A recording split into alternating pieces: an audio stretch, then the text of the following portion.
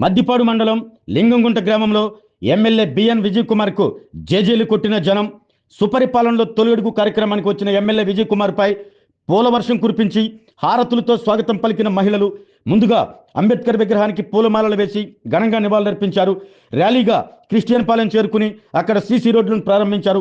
అనంతరం ఇంటింటికి కూటమి చేపట్టిన అభివృద్ధి సంక్షేమ కార్యక్రమాల కరపత్రాలు పంపిణీ చేసి వారి సమస్యలు అడిగి తెలుసుకున్నారు.